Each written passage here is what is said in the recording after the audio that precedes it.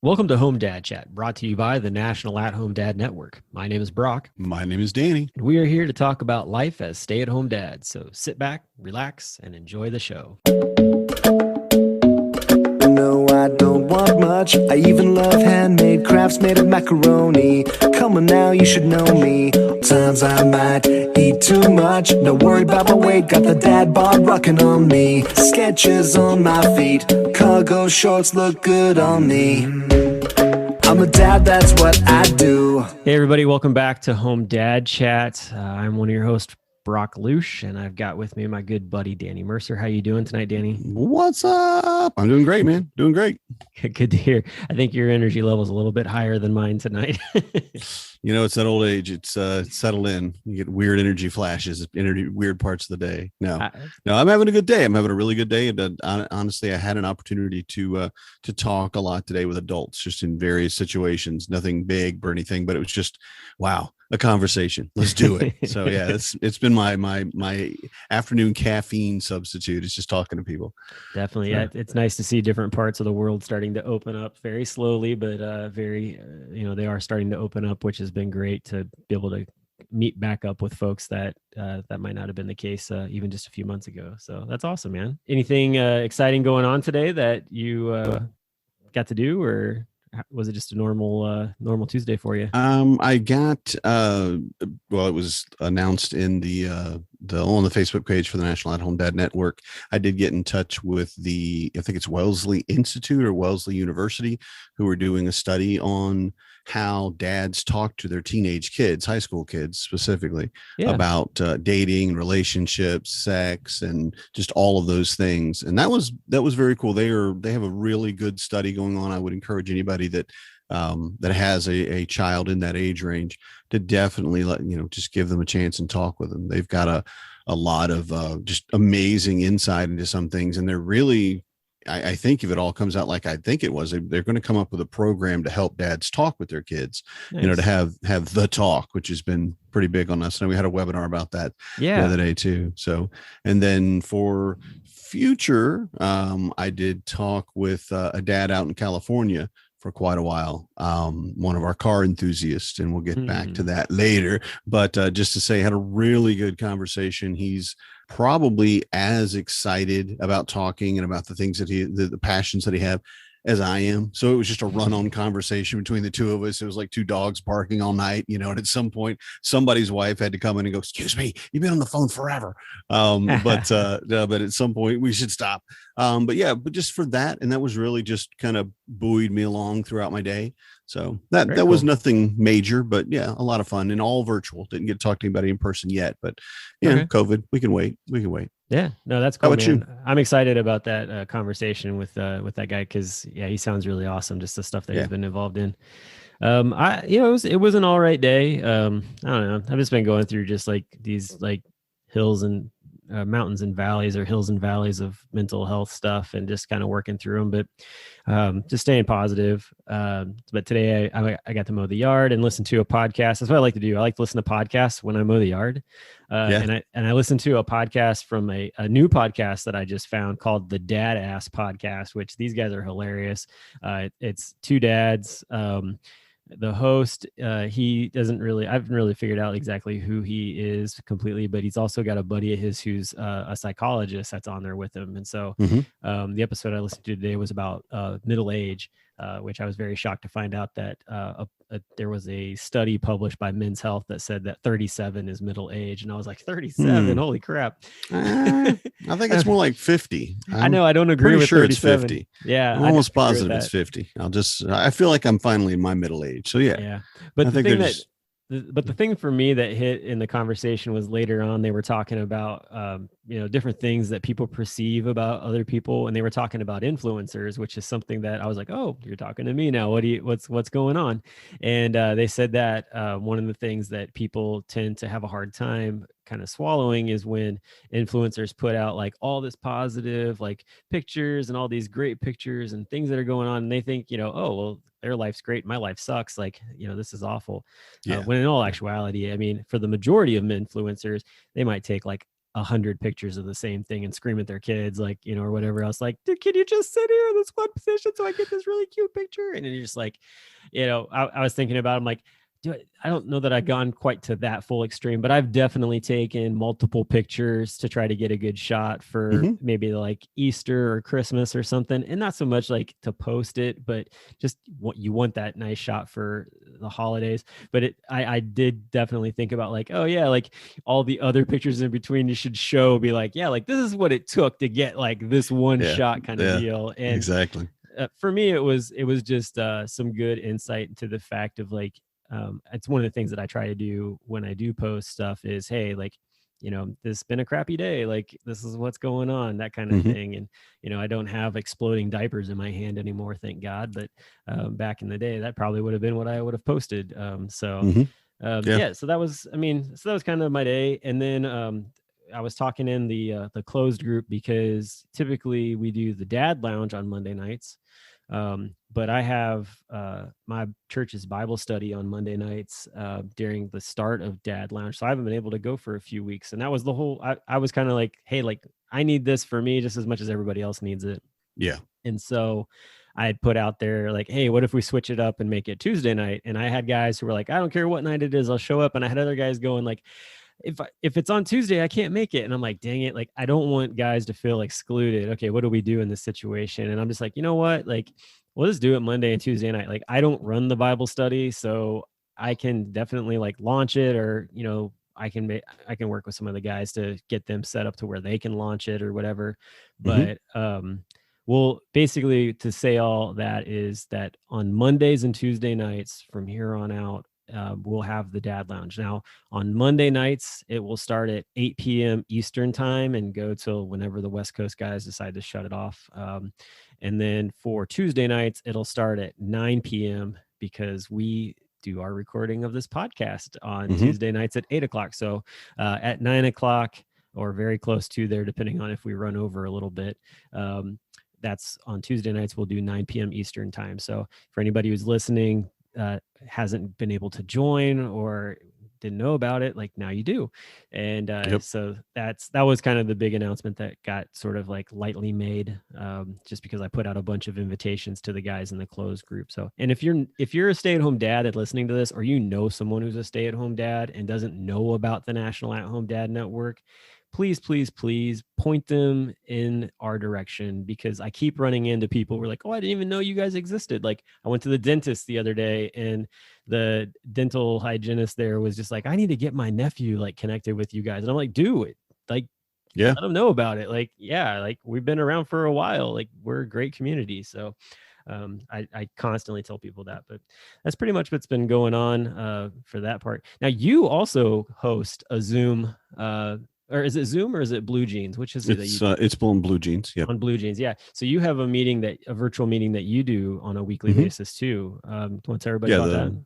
We have we call it the mental health check-in basically. And it's on Thursday nights. It's at 9 p.m. It's only for members of the closed page, and then also members of a secondary page for mental health, which is also a closed page. So it's a very insular group. You know, it's not something really that we're, you know, it's one of those things, anything that you say, no one repeats. It doesn't go outside the group kind of thing. So it's really more of a support group rather than kind of hanging out or just kind of talking about your day. It's really more for having an opportunity if you're having any type of even issues from isolation, which is a huge part of the problems that we run into as an at-home dad, is suddenly you lose your friend group, you have no new friends, and the people that are doing what you're doing a lot of times are moms who don't really want you in their group, or you don't feel like you should be in their group kind of thing. So it's kind of more for people that need support. It's, you know, being able to sit and talk with people that it's not going to be judgmental. And then of course, again, like I said, no one's going to repeat anything. Nobody's going to say anything or mention anything that happens in that meeting outside of it. So the mental health check-in is really, and you mentioned it too, about how the Dad Lounge was for you and this one is for me. And I get a lot of just just very, very useful support. It's part of my self-care. And then it also gives other dads the ability to be able to tell their stories and talk about the things that they're running into week to week. No one is a mental health professional, so we're not like going to get cured or to, find out all the tips and tricks about fixing your whatever, but more just someone to talk to, which is, I feel, especially for me, very, very useful in keeping my balance for my mental and emotional health. So yeah, no, that's great. And I think it goes back to both, the Dad Lounge and the mental health check-in. I think it all goes back to what we were talking with Pete Bayless about last week, with him seeing a need to have a newsletter to connect stay-at-home dads, 20 some years ago.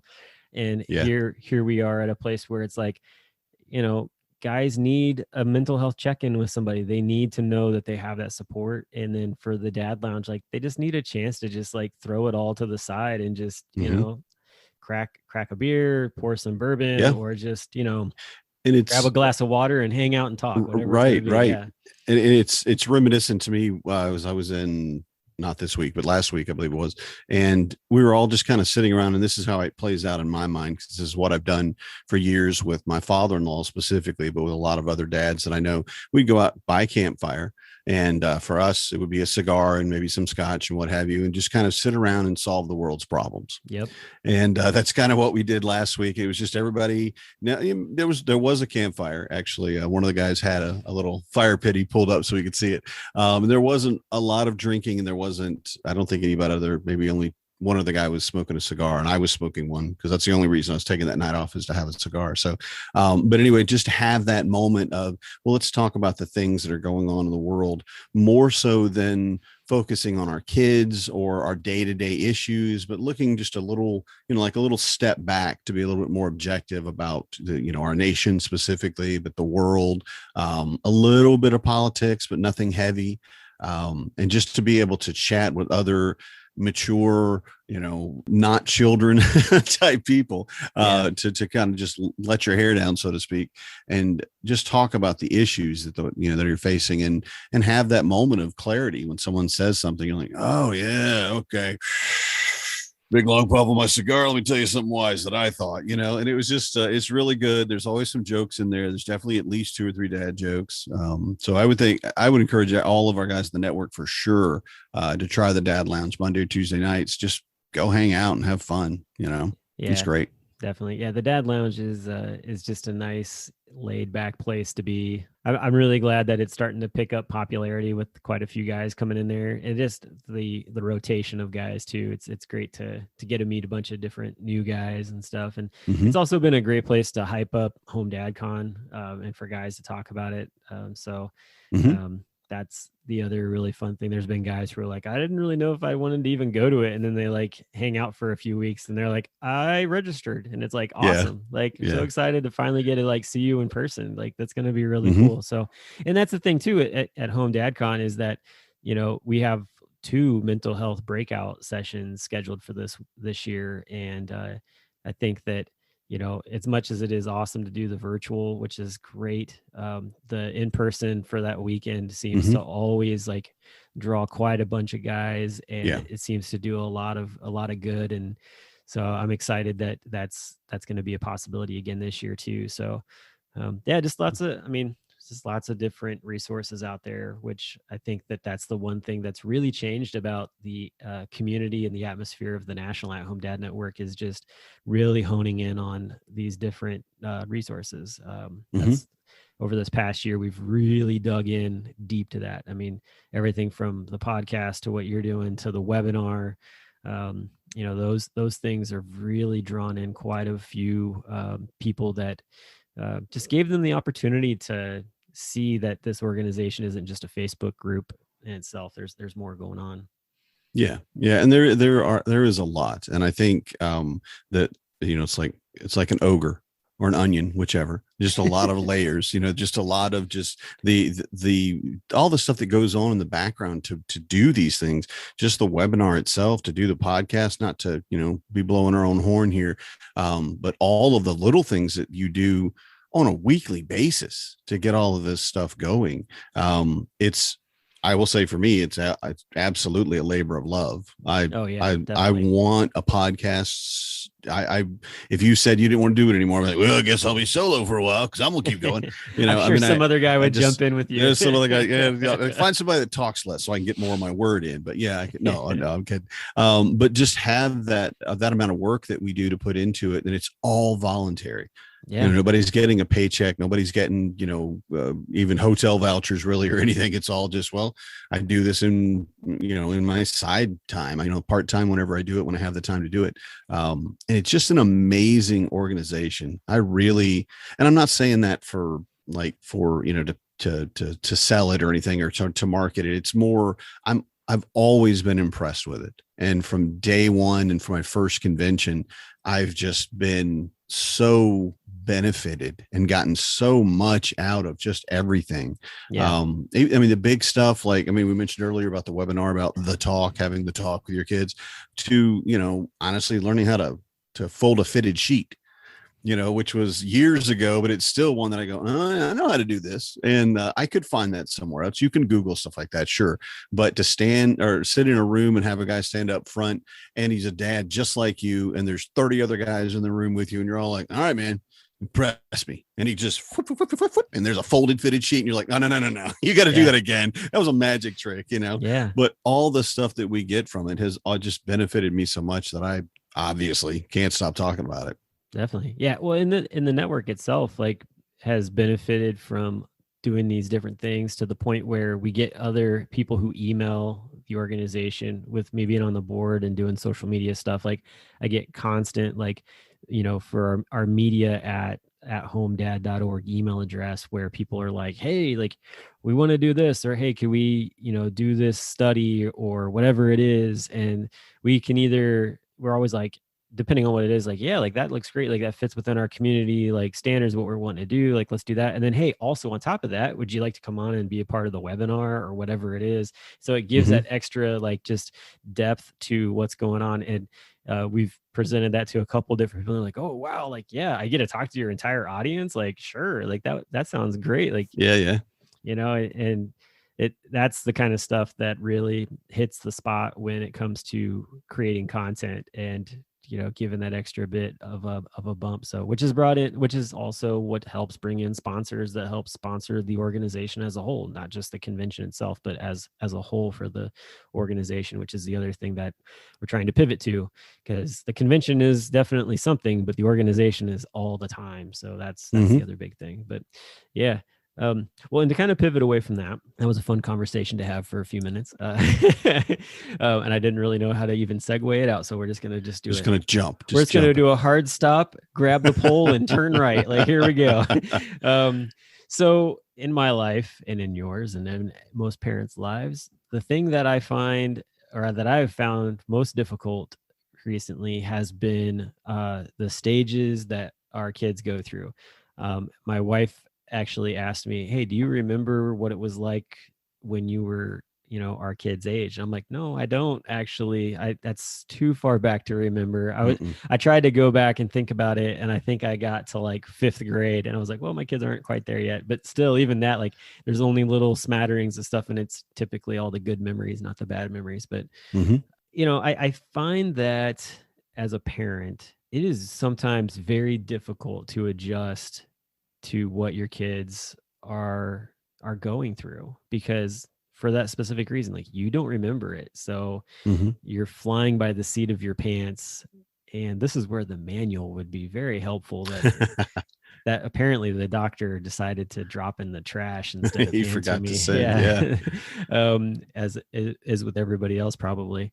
The only thing that I get at somewhat helpful is my wife had signed up for babycenter.com, which I believe is a creation through the not.com. So when you're getting married, sometimes you get on there to get ideas or whatever. And that's what we used when we got married, because we did it all on our own.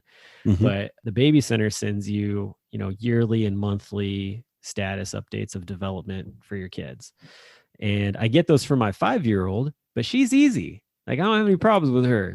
She's cool. My 8-year-old, on the other hand, he's a relative monster sometimes and just blows up, man. I mean, just he doesn't, you tell him to do stuff and you ask him to do stuff and he ignores you. And then when he gets in trouble, he like basically is an atomic bomb that goes off. And then like he's the Hulk, man. And you're like, why did you react that way? And then he tells you, and then you explain to him kind of what you could do differently. And he just doesn't want to hear it. He doesn't get it. And you're just at a point where you just kind of walk away and scratch your head. And I don't know, I never read this book. Maybe you did. The book, Ignore It. I don't know if, did you read that book when Catherine Perlman was at Orlando? Yeah, I was there when she presented and I read it after that. I didn't read that book. I'm curious, does that book kind of bleed into or talk or speak into this sort of situation? I don't know about specifics. Now, again, it's been a few years since I've read it. One of the things really that I came out with, and I think the main message that I got from it was that behavior that is rewarded will be repeated.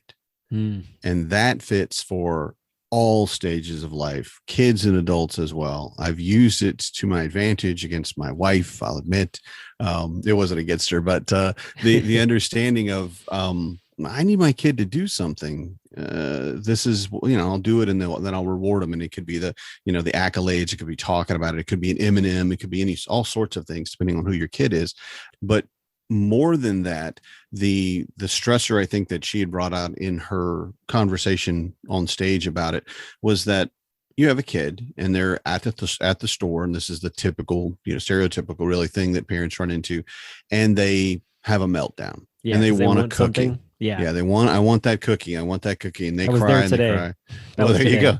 And you reach a point where you're so exhausted and you're so tired, and every parent out there can agree with that you give in. I didn't go that way. Good. Well, and you shouldn't. And that's what Ignore It was basically about, is no, ignore that. You're not doing what you need to. I'm not going to even give you the time of day when you're pitching a fit, because a lot of parents who are exhausted and they just, fine, here's a cookie. So if it took the kid 2 minutes of crying to get that cookie, you have now rewarded a behavior and they will repeat it. Right. Okay. Yeah. That makes sense. That's a big part of it. It's not just, the positive reinforcement or encouraging them and things like that. It's also that and the only way I can describe it is give in. If you give in to your kid at a point and give them whatever it is that they're crying for, that's going to be the point they're going to push you to every single time, because all they care about is that cookie. They don't care, what your life lessons are or what books you read, or no, how long do I have to cry before I get a cookie? And if that's 3 minutes, if that's 4 minutes, and if you end up doing it and you don't just basically ignore it, then they're going to find that okay, well, this is where I have to push you to, right? Yeah. I definitely have felt that at times, for sure. Where like they'll do something, especially my oldest, like he'll do stuff that he knows that he can get me pushed to a point, or my wife can get pushed to a point where, the attention definitely overthrows everything, as far as like, we're spending more time with him trying to like work things out. And he sucks in all that energy of that attention. And it's like, my wife and I have had that conversation before. We're like, it sucks. It's horrible. Like all these different things. But at the same time, like you almost need, like what we've kind of got to a place of is where you give him a hug, kiss him on the forehead and say good night, and like shut the door. And usually like he just explodes, and I'm just like, nope, we're not going inside. It's like the whole like cry it out thing that, we've done, we did with the kids prior, which helped to like kind of move them into sleeping without having to worry about it. And I feel like we're right back at 8 years old dealing with some of that same stuff again. And it's just like, okay, how long is this going to last? So far, all of my kids have had that problem at 8 or 9. Oh, good. Well, at least it's the common denominator. And it's there. And I didn't really notice it with Alex. When he hit it, it was more, he's just a butthead. I mean, he's just stubborn and he wants his own way. And you have to prove to Alex that you have the strength and the right and the power or whatever to tell him what to do. That sounds like my oldest. He is not, he doesn't care who are you? Come on, show me. And I'm like, I don't want to show you. We just go to bed, It wasn't that conversation, obviously. But my my second child is delightful. He was a Zen baby, especially in comparison. And he was just kind and he was giving. He would come to me to put himself down for naps. He would just like, no, and he could get his little, cup of water or whatever and come grab my hand and take me and have me put him in his crib. He was amazing. He was incredible. Yeah. He was as sweet as he could be. He never really pitched a fit. He didn't have any major problems. I didn't know what to do. I'm like, something's wrong. Did someone slip my child? Is someone feeding my child? Like, I don't know what, but gonna have some, can we keep it going? No. But he was just so very different. I wasn't ready for it. Yeah. And when he got to 8, he was a heinous butthead. Man. And I was just like, hey, no, you're making a bad choice here. And this is not like you. What is going on? You're not the kind, and I use this argument with all my kids. It wasn't just him. He's not just because he was nice, but I tell them all, this is not like you. This isn't who you are. Yeah. This is a bad statement. Choice. Yeah. What's going on, but yeah, also if you're aware of it or whatever, what happens at about 7 or 8 is the age of reason starts. Right. Okay. The age of reason. Now that makes sense. Yeah. And you are a person now. You are completely different than you were as, a baby, as an infant, as a toddler, even a small child. Suddenly you start thinking, you start knowing you are the person that has all of the answers and knows what is. Well, I know what bedtime is. Bedtime's at 9 o'clock tomorrow morning. Right. How about that? Because they've learned time because, kindergarten and first grade, like by first grade, you have to know your time. That's the whole point. So and you've learned to read too on top of that. So yeah, I can, that part makes total sense to me for sure. Cause that was like, I feel like that is like the unlocking of Pandora's box in some ways with it that. Is, yeah. It really is like you want them to get there. And then when they get there, you're like, can I put it all back in? You and stop. Like, like I can't put 10 pounds of crap back in a 5-pound bag anymore. Oh man. So, yeah. Well, the age of reason too goes into a lot of what kids are doing mentally as they develop at that stage. And a lot of it is independence. I kind of consider it as almost like a precursor to adolescence, where they are wanting to be their own person. They still, just like they did when they were 2 or 3, they do it again at 8 or 9, whenever, when they are pushing against everything around them. They want to know the bounds, and they want to know that you are still strong enough to be that wall that they're going to bang their head against. Yeah. It's just like when they're 2, when they just like, I'm going to fight everything. And mom and dad, if they fall over or they get pushed away, then that's what the child learns. Oh, well, I'll just push my mom and dad around. No problem. Same thing when they hit 8, except that there's much more of a need for the kids to understand the reasons for the whys of what's going on. Whereas even now, my kids, I've never realistically never faulted on bedtime. Bedtime is bedtime. Bedtime. It's bedtime. You go to bed now. There's no questions. You don't get another story. No, it's bedtime. This is it. We're done. And by now they've all learned it that, I'm going to bed now. And even the oldest doesn't have a problem. He's good. He knows his bedtime and everything and why he gets up in the morning. And the 11-year-old kind of knows why too. The 8-year-old now, I explained to him, and I don't do it to the 6 because she's just she didn't care. Okay, it's bedtime. We'll go to bed. I'm tired. But the 8-year-old, because he's at that stage, is in a place where he needs to understand why he's doing things more than just, this is what I have to do. And I'm not saying that's going to help you. I can't say that's going to help you, but it may be something that, when you're at that age, you're just wanting to know more of the reason behind it. You go to bed at this time so that you get enough sleep, so that you can wake up in the morning almost on your own and happy, where I don't have to wake you up when you're angry or grumpy or yelling or you won't get out of bed. That means you need more sleep. So you go to bed earlier. Well, the thing we run into along those lines is at dinner time. Like, he's so tired because he's exerted so much energy, and the biggest thing for him always is like, I don't like this food.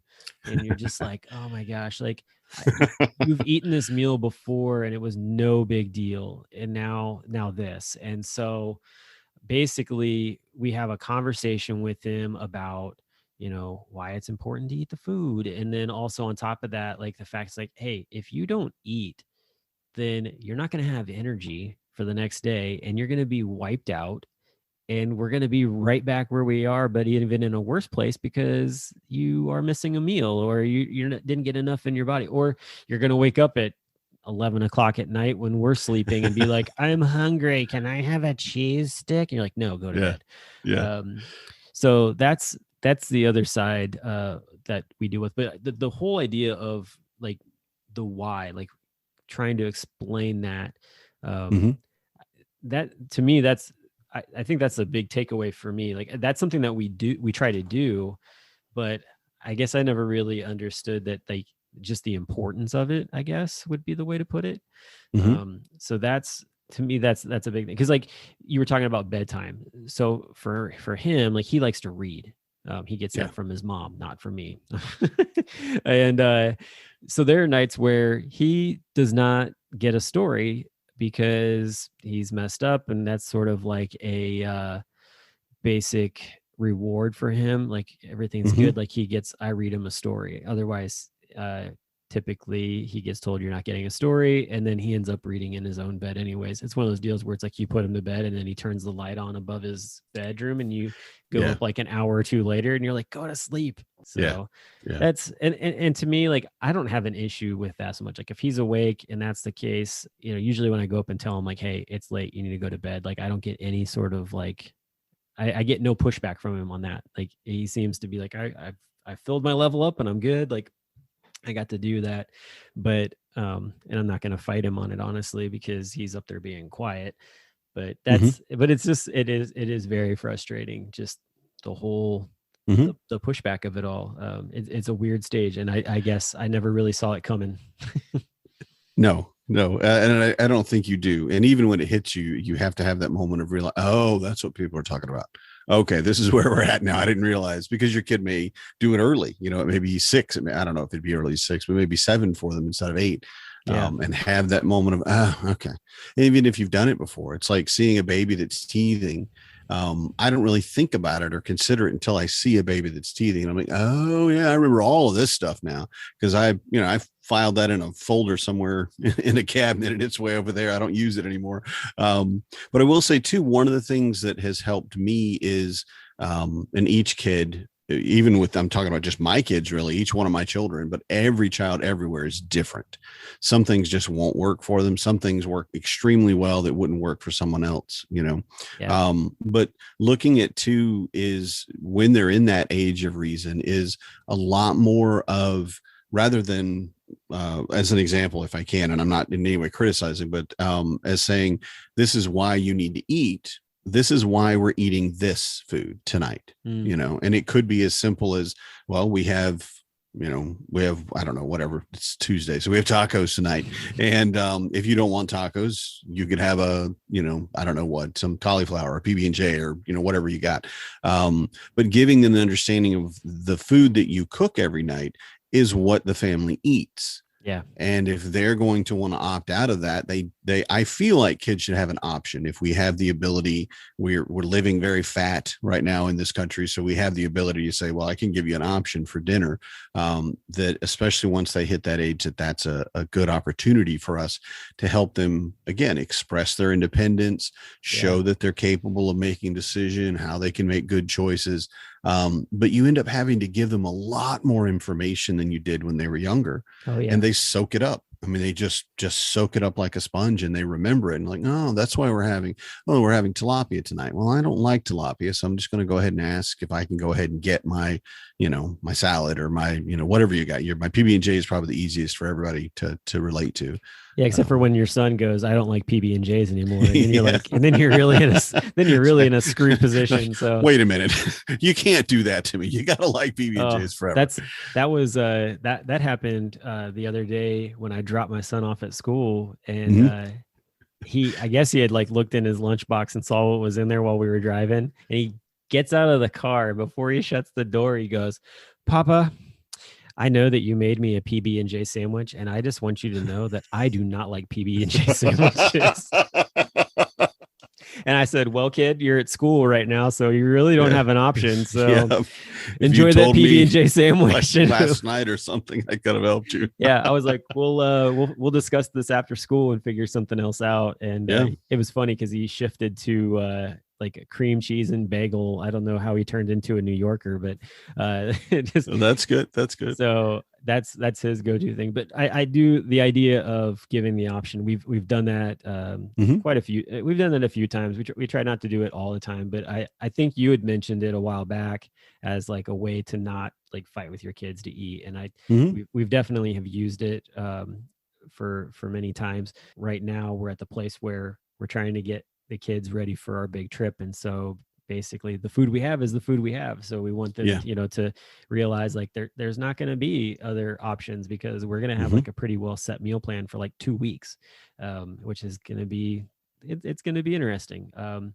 But most times I'm like, hey, you're 8. You can make a sandwich, whatever, like, where the stuff's at, go do it. If you want a bagel, go throw it in the microwave or in the toaster oven, whatever, like go to town. So I definitely agree. Like that definitely helps out a lot. So and like with the road trip, like we do when they're younger and letting them pick out their clothes, not telling you to let him pick the meals, but maybe give him a daily calendar or a list, that he could just fold it out like a map and go, well, it's this day. What do we eat for breakfast on this day? And it's already there. You're not deciding at that point. You're not the bad guy at that point. No, this is the list says this is what we're going for. It's on the list. I can't change that, Yeah. But then it's them being, him being in charge of it and just giving you that, this is today. It's actually, whatever it's, PB&J is the only thing food I can think of right now for some reason. But no, again, you're like, basically you run into a situation where you're like, hey, like, what do you want to have for dinner tonight? Like, what do you want to serve? Like, I've had them where I'm like, hey, like, come in the kitchen. You're like, let's cook together. What do you want to make? Yeah, that's usually great. That turns into something like, let's have mac and cheese. And I'm like, okay, what else can we have with that? Like, can we put a vegetable somewhere near that?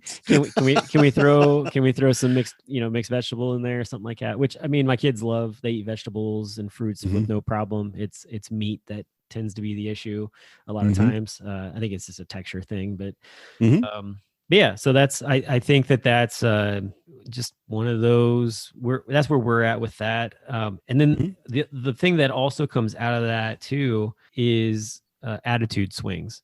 So like for right now, if I'm listening correctly, my son is up hitting the wall up above me in the bedroom above me, which is kind of just falls in line with this. I'm sure my wife is probably having issues with him right now. Real life right here in the moment. But seriously though, like you run into these like attitude swings, like he just explodes and you're just like, wow, man, like so much. And I feel awful because I'm like, okay, what can I do for him? But at the same time, I feel like every time I step in and try to do something for him, it makes it worse. And so like at that point, I'm just like, I just feel like the only thing I can do is show him a little bit of love and then just basically walk out and say, hey, like, obviously you need to work this out on your own. Like you don't want to listen to me right now. So, blow your steam off and hopefully you'll fall asleep. I don't know. Does that seem like something that you do with your kid? Have you done it with your kids or how have you worked through that? Well, I think, again, every kid is different. So I don't think that would really work for my kids. The biggest part for them was to use their words, which is one of the things I'm working on still myself. When I get upset, just use your words, Danny. Don't go pounding your head in the wall or screaming into a towel or something. Just calm down and use your words. But that the kids have the vocabulary to express their emotions. Like, what are you feeling right now? Is this anger or is this frustration or is this sadness? Which for me kind of all mingle in there together a lot of times. Yeah. And I don't know which one it is. I'm like, well, and I can drill it down and okay, it's frustration or whatever. But looking at what they're feeling is a big part of it. And especially when they're being irrational. For me, and I mean, I had my eldest probably did it the most recently or the most, and especially the most obviously. I told her, you need to wash the dishes. You need to fill the dishwasher, actually, what I said, or I told him, excuse me. And he said, no, I'm not going to do it. I'm like, okay, well then you will wash them by hand. and that's it. And I don't care. I will stand here until I die, I guess, because I'm the most stubborn person you've ever met. Child, I gave you everything you got. I didn't, I'm going to say I pushed him, but I not like pushed physically, but I kept at it and said, no, this is the wall. You have to do this. Yeah. And I stood there and watched him do dishes at, 13 or so.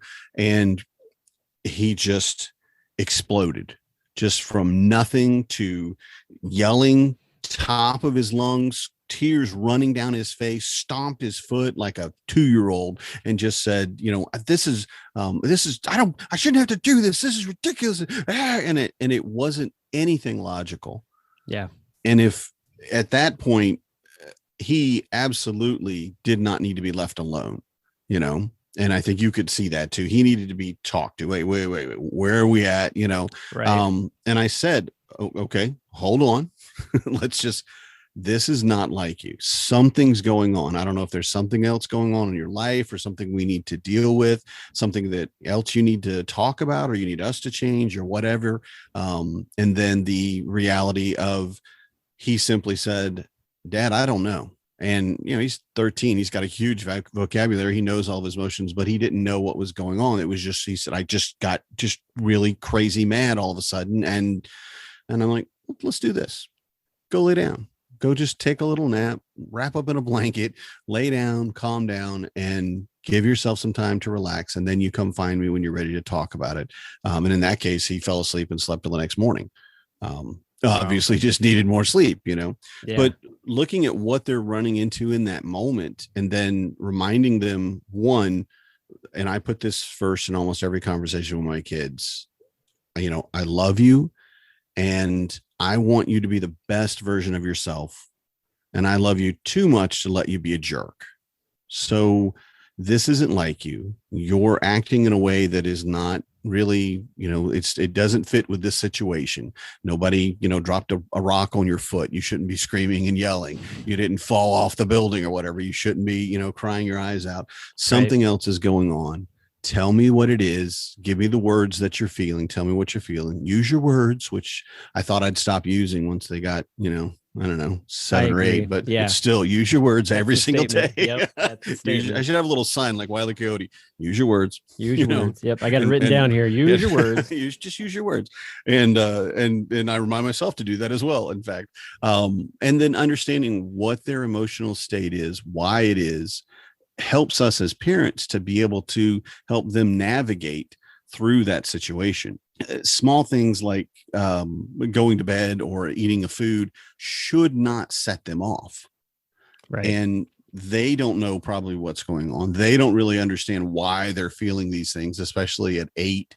But they are, and they need to be able to, I think, be given the words for it and the way to navigate through it and how to operate beyond that, rather than banging your head against the wall, which I have children that literally bang their head on the wall when they get really frustrated. And they're like, no, don't do that. You're gonna hurt the wall. I mean, no, but you're gonna hurt yourself. So having that understanding for them, and being there and saying, look, I love you, but it's bedtime. That's not negotiable. There's nothing we can, we're not switching that one way or the other. Or I've already explained, we're having, I don't know what they wouldn't like, but we're having tuna sandwiches for dinner and you don't want one, then you have this other option, and that's it. Not letting them run the conversation, not letting them, run the argument. And then going back to, honestly, when it comes to the end of it, ignore it. If they're just going to be a heinous butthead for no reason and just want to vomit all those emotions out and they don't have any other recourse, then you just let them. Okay, well, you can't cry in here.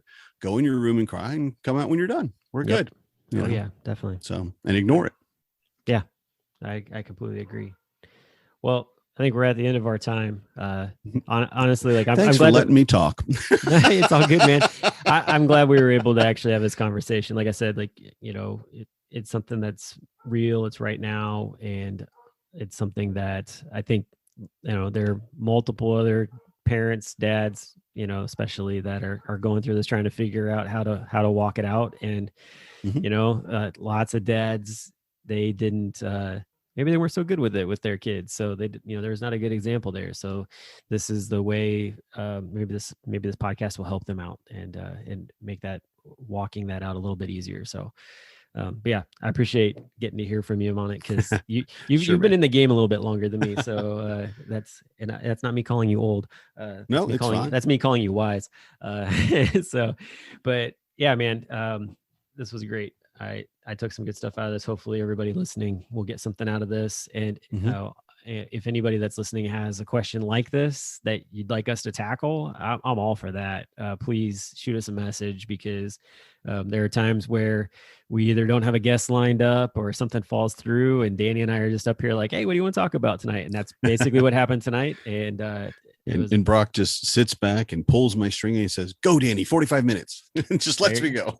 There you go. Exactly. So, well, anyway, it's 9:00 on a Tuesday night when we, finish up jumping recording, over the Dad which Lounge. means it's All time right. for the Dad Lounge. So if you're listening to this, next week, let's hopefully see you at one of the Dad Lounge meetups, or if you're in the closed group or not in the closed group yet, get in the closed group. You can do the mental health check-in on Thursday with Danny. So, but thanks for listening in, and we'll be back again next week with more great conversations. Have a good one. Good night, everybody. I'm a dad, that's what I do.